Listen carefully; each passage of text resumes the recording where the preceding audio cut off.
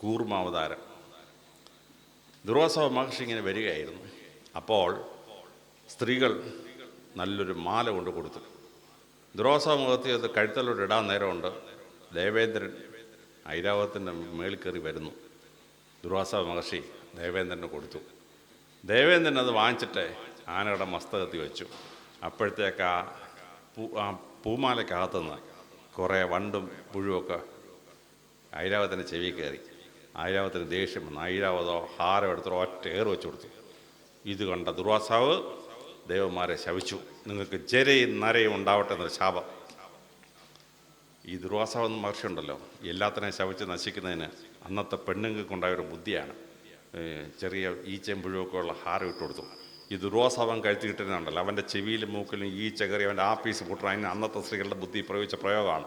ഗതികേടിന് ദേവേന്ദ്രൻ വന്ന് ചാടുകയും ഹാരം ദേവേന്ദ്രന് കൊടുത്താണ് ഈ കുഴപ്പമൊക്കെ ഉണ്ടായത്. ജരയും നരയും ബാധിക്കൊന്നും നടപ്പുണ്ടായപ്പം രക്ഷപ്പെടാൻ എന്ത് ചെയ്യണം? രക്ഷപ്പെടാൻ പാലാഴി മദനം നടത്തി അമൃതം എടുത്തേ പറ്റുള്ളൂ. അപ്പോൾ പാലാഴി മദനം നടത്താൻ അവരാലോചിച്ചു. ദേവന്മാർ മനസ്സിലാക്കി അവരുടെ കഴിവുകൊണ്ട് മാത്രം പറ്റിയല്ല. അവരെ അസുരന്മാരെ പോയി കണ്ടു. നമുക്ക് ജരയും നരയും മരണമൊക്കെ ഒഴിവാക്കാൻ വേണ്ടി ഈ അമൃതം എടുക്കണം, നിങ്ങൾ ഞങ്ങളുടെ കൂടെ കൂടാമോ? അങ്ങനെ കൂടാൻ തീരുമാനിച്ചു. ദേവന്മാരും അസുരന്മാരെ ചേർന്ന് പാലാഴി മദനം നടത്തുകയാണ്. ആരാഴി പാലാമത്തിൻ്റെ നേതാവ് മഹാബലി ചക്രവർത്തി. ഓണത്തിൻ്റെ കഥയെ കഴിഞ്ഞ മാസം നമ്മൾ ചിന്തിച്ച മഹാബലിയില്ലേ, അദ്ദേഹമാണ് ദേവാസുരത്തിന്മാരെ ഒരുമിച്ചെടുത്ത പാലാഴി മദനത്തിൻ്റെ തലവൻ. അപ്പോൾ അവതാരം നമ്മളെ പഠിപ്പിക്കുന്നത് എന്താണ്? ഒരു നാടിന് ഉന്നതി വരണമെങ്കിൽ ജാതിയും മതമെന്നും പറഞ്ഞ് കലഹിച്ചുള്ളത്. ഇത്തിത്താന ദേശത്തിന് പുരോഗതി വേണം. അതിന് മാർക്സിസ്റ്റ് പാർട്ടിയും കോൺഗ്രസും BJPയും ക്രിസ്ത്യാനിയും മുസ്ലിമും ഹിന്ദുവും ഒരുമിച്ച് നിങ്ങൾ ഈ നാട് നന്നാവുള്ളൂ. അപ്പോൾ നാടിന് നന്മയ്ക്ക് വേണ്ടി ഒരു യജ്ഞം നടക്കുകയാണ്. ദേവന്മാരും അസുരന്മാരും സർവ്വവിരോധവും മാറ്റിവെച്ചിട്ട് ഒരുമിച്ച് പ്രയത്നിച്ചു. അങ്ങനെ പ്രയത്നിക്കുമ്പോൾ ഈ മല കറക്കണ്ടേ? കറക്കാൻ ഒരു സ്റ്റേബിൾ പോയിന്റ് വേണം. ഭഗവാൻ പറഞ്ഞു, ഞാൻ ആമയുടെ രൂപത്തിൽ വരാം, എൻ്റെ പുറത്ത് മല വെച്ചോളം പറഞ്ഞു. അങ്ങനെ കൂർമാവതാരം ഉണ്ടായി. അതിൻ്റെ മുകളിൽ മല വെച്ചു. അപ്പം അന്ന് മലയാളികൾ കയറുണ്ടാക്കിയിട്ടില്ല. എങ്ങനെ കറക്കും? പരമശിവൻ പറഞ്ഞു, എൻ്റെ കഴുത്തെ കിടക്കുന്ന വാസുകിയില്ലേ, അവനെ എടുത്തങ്ങ് ചുറ്റിക്കൊള്ളാൻ പറഞ്ഞു. അവനെ എടുത്ത് ചുറ്റി അങ്ങോട്ട് കറക്കി പാലാഴി മദനം നടക്കുകയാണ്. കഥ ശാസ്ത്രീയമായി മിത്താണ്. പാൽ കൊണ്ടൊരു കടലുണ്ടാക്കാൻ പറ്റുമോ? ഉണ്ടാക്കാൻ പറ്റിയല്ല. മലയെടുത്ത് വെള്ളത്തിലിട്ടാ മലയെ കാലി മണ്ണങ്ങ ഒലിച്ചങ്ങ് പോകത്തില്ലേ? പിന്നെ 8 അടിയുള്ള ഒരു മൂക്കനെ കൊണ്ട് മല ചുറ്റാൻ പറ്റുമോ? Scientifically the story is false. പക്ഷേ ആ കഥയ്ക്കകത്ത് നമ്മളെ പഠിപ്പിക്കുന്ന പാഠം എന്താണ്? ലോകത്തിൽ മഹത്തായ കാര്യങ്ങൾ അച്ചീവ് ചെയ്യണമെങ്കിൽ ഹാർഡ് വർക്ക്, കഠിനാധ്വാനമില്ലാതെ ആർക്കും ഈ ഭൂമിയിലൊന്നും നേടാൻ പറ്റിയില്ല. അതുകൊണ്ടാണ് കഠിനാധ്വാനത്തിൻ്റെ തത്വം പഠിപ്പിക്കുകയാണ്. അപ്പോൾ ഇതിനാണ് ഈ ഭഗവാൻ ആമയായിട്ട് വന്നത്. ആമയ്ക്ക് 2-3 ഗുണങ്ങളുണ്ട്. നമ്മളെ ചെറുപ്പത്തിൽ പഠിപ്പിക്കും. ആമയും മുയലിനോട് മത്സരിച്ചു. മുയൽ ഒരു 100 മീറ്റർ ഓടി അവിടെ നിന്നു. മുയലിൻ്റെ കുഴപ്പമാണോ? അല്ല. ദൈവം തന്നെ മുയലിനെ സൃഷ്ടിച്ചിരുന്നത് കോൾഡ് ബ്ലഡ് ആനിമലായിട്ടാണ്. കോൾഡ് ബ്ലഡ് ആനിമലിൽ 100 മീറ്റർ ഓടിക്കഴിഞ്ഞാൽ പിന്നെ അതിന് ശ്വാസം കിട്ടണമെങ്കിൽ സപ്പം നിന്നിട്ട് ഈ ശ്വാസം എടുത്തിട്ട് RBCക്കകത്ത് ഓക്സിജൻ ചെല്ലണം, ഇല്ലെങ്കിൽ ഓടാൻ പറ്റിയല്ല. എന്തിനാണ് ദൈവം മുയലിനെ ഇങ്ങനെ സൃഷ്ടിച്ചിരിക്കുന്നത്? ഇങ്ങനെ മുയലിനെ സൃഷ്ടിച്ചില്ലായിരുന്നെങ്കിൽ കുറുക്കന് മുയലിനെ പിടിക്കാൻ പറ്റില്ല. കുറുക്കന്മാരെല്ലാം ചത്തു. അതിന് കുറേ മുയലിനെ പിടിച്ചോട്ടെ. അതിൻ്റെ പരിപാടി പറ്റിച്ച് ദൈവം നമ്മളെ പണി പറ്റിച്ചിരിക്കുകയാണ്. പക്ഷെ ആമയോ? ആമ ടക്കേ എന്നൊക്കെ നടക്കാൻ തുടങ്ങി.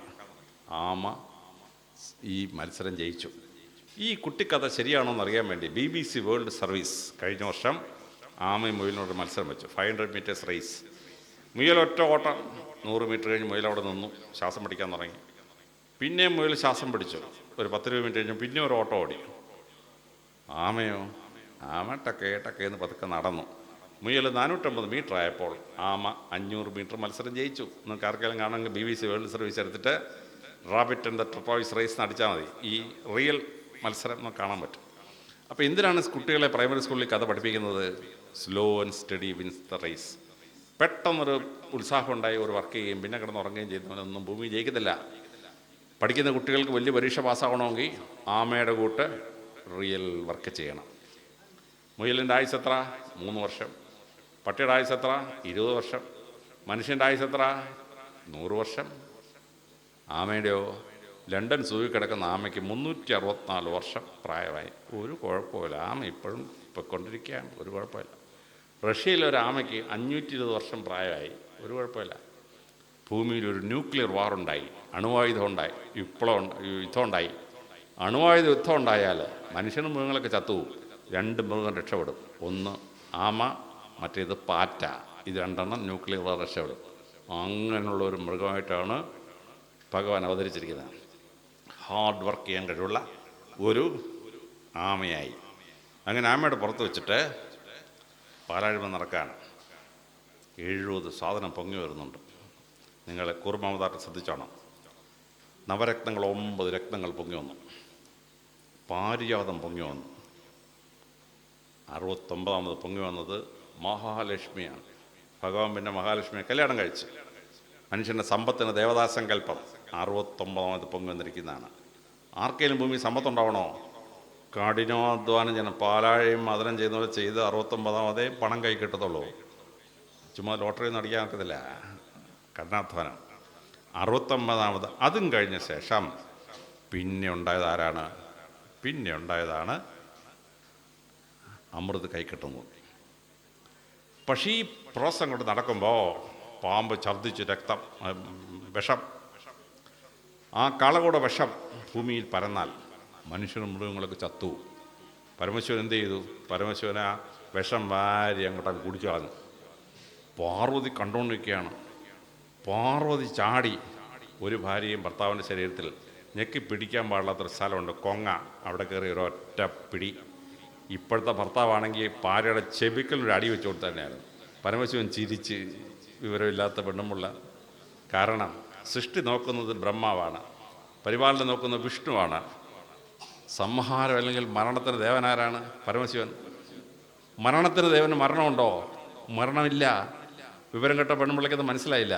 ഭർത്താവ് മരിക്കാതിരിക്കാൻ വേണ്ടി ഒറ്റ പിടി അവിടെ വിഷം കൺസോളിഡേറ്റ് ചെയ്തു. അതുകൊണ്ട് വള്ളത്തോൾ നാരായണമേനോൻ പരമശിവനെ വർണ്ണിക്കുകയാണ്. നീലകണ്ഠനായതല്ലോ പരമശിവൻ, വിഷം കയറി നീലയായിട്ടങ്ങ് സ്തംഭിച്ചിരിപ്പായി. അങ്ങനെ വിഷത്തിൽ നിന്ന് ലോകത്തെ രക്ഷിച്ചു. ഭാര്യയ്ക്ക് ഭർത്താവിനെ മനസ്സിലായില്ല. ഈ കുഴപ്പം, പാർവതിയുടെ കുഴപ്പം ഭർത്താക്കന്മാർക്കുടെ കഴിവ് മനസ്സിലാക്കിയിരിക്കണം. നമ്മളെ കല്യാണം കഴിച്ചപ്പോൾ എന്തുണ്ടായി? ഭാര്യ മിസ്സസ് അലക്സാണ്ടർ ജേക്കബ്. പേരെന്തുകൊണ്ട്? ആ അലക്സാണ്ടർ ജേക്കബിൻ്റെ ഭാര്യ. പരമശിവനെ പണി ചെയ്താ? ഇല്ല. പരമശിവൻ എന്ത് വിളിച്ചു? പരമശിവൻ സ്വയം വിളിച്ചു ശോഭാ പരമേശ്വരൻ, പാർവതി വല്ലഭൻ. പാർവതിയെ മിസ്സസ് പരമശിവനാക്കിയോ പരമശിവൻ? ഇല്ല. പാർവതി വല്ലഭൻ. പരമശിവൻ വിളിച്ചു ഗൗരി ശിവൻ. തിരുവനന്തപുരത്ത് ഗൗരി ശിവ പൊട്ടം ക്ഷേത്രമുണ്ട്. ഗൗരി ശിവൻ, ശിവഗൗരി എന്നാണ് വിളിച്ചത്. അല്ല. പാർവതി എങ്ങനെയാണ് ഈ ഗൗരിയായത്? പാർവതിയുടെ നിറ വെച്ചിട്ട് കറുപ്പായിരുന്നു. പാർവതി ഒന്ന് പരമശിവനോട് പറഞ്ഞു, ഭഗവാനെ എൻ്റെ തൊലി ഒന്ന് വെളുപ്പിച്ചേരണം. ഒരു മദാമയെ കാണാത്ത കാലത്ത് പാർവതിക്ക് എങ്ങനെ ഈ ആഗ്രഹം ഉണ്ടായെന്ന് എനിക്ക് അറിഞ്ഞുകൂടാ. പരമശിവൻ ആലോചിച്ചു, ഭാര്യമാർ ഭയങ്കര സുന്ദരിയാണെങ്കിൽ ഭർത്താവിൻ്റെ കഷ്ടകാലമാണ്, കഷ്ടകാലം. അതുകൊണ്ട് സുന്ദരിയായ ഭാര്യ ഉണ്ടപ്പം ശ്രീരാമൻ അനുഭവിച്ചു പോയി. സീതാദേവിയെ മറ്റോ തട്ടിക്കൊണ്ടുപോയി അതിൻ്റെ പുറകെ യുദ്ധമല്ല ചെയ്ത് 10 കൊല്ലം കഷ്ടപ്പെട്ടില്ലേ? ഹെലന ട്രോയെ പാരീസ് അടിച്ചുകൊണ്ട് പോയി. എന്തുപറ്റി? 10 കൊല്ലം ഇലിയഡിൻ്റെ യുദ്ധം. ഞങ്ങൾ ഈ പോലീസ് സർവീസിൽ ചില ആളുകൾ പുരുഷന്മാർ കൊല്ലപ്പെടും. അന്വേഷിച്ച് തുടങ്ങുമ്പോൾ യാതൊരു തുമ്പുമില്ല. പക്ഷേ കുറച്ച് കഴിഞ്ഞ് ഈ ചത്തവൻ്റെ ഭാര്യ വരുമ്പോൾ സുന്ദരിയാണെങ്കിൽ അപ്പോഴും നമുക്ക് മനസ്സിലാവും ഇവളെ കാക്ഷിക്കുന്ന ആരോ ഭർത്താവിനെ കൊന്നിരിക്കുകയാണ്, അവളെ കൈക്കലാക്കാൻ വേണ്ടി. കേസ് വളരെ എളുപ്പത്തിൽ തെളിയും. ആ പൂവാലിനെ കണ്ടുപിടിക്കാൻ അത്ര പ്രയാസമൊന്നുമില്ല, തെളിയും. അതുകൊണ്ട് പരമശിവൻ അറിയാം ഭാര്യ വലിയ സുന്ദരിയാവാൻ പാടില്ല. എന്നാലും ഭാര്യ ഒരു കാര്യം പറഞ്ഞാലേ ചെയ്തു കൊടുക്കാതിരിക്കാൻ പറ്റുമോ?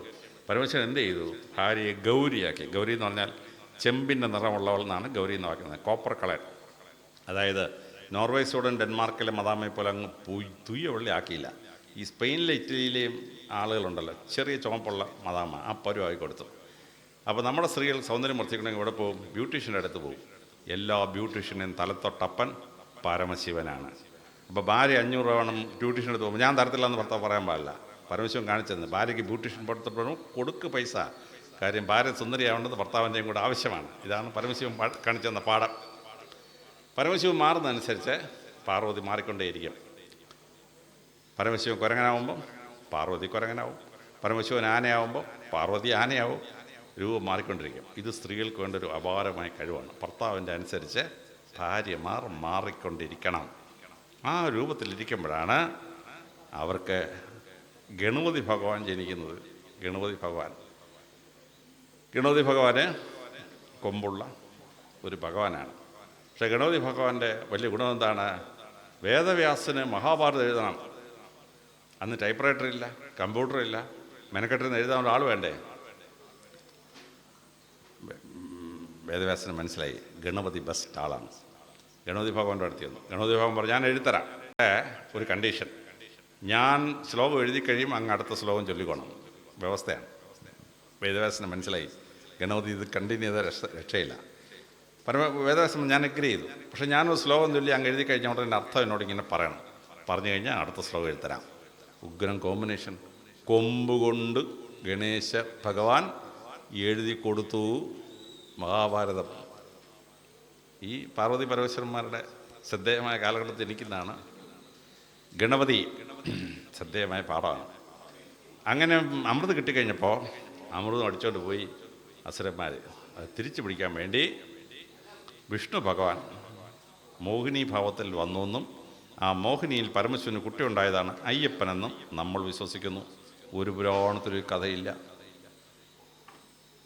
ശ്രീമദ് ഭാഗവതത്തിൽ വിഷ്ണു ഭഗവാൻ മോഹിനിയായിട്ട് വന്ന കഥ എവിടെയുണ്ടോ? ഇല്ല. അത് നമുക്ക് വേണ്ടി ഉണ്ടാക്കിയൊരു കഥയാണ്, അയ്യപ്പ ഭഗവാൻ ജനിച്ച കഥ. അപ്പോൾ എന്ത് പറ്റി? അന്ന് ശൈവരും വൈഷ്ണവരും യുദ്ധം ചെയ്തുകൊണ്ടിരിക്കുകയാണ്. ശൈവരും വൈഷ്ണവരും ശാക്തയരും, ശക്തി അല്ലെങ്കിൽ ദേവി ആരാധക്കാരും പരമശിവനെ ആരാധിക്കുന്നവരും വിഷ്ണു ഭഗവാൻ ആരാധിക്കുന്ന നമ്മളെ വഴക്കാണ്.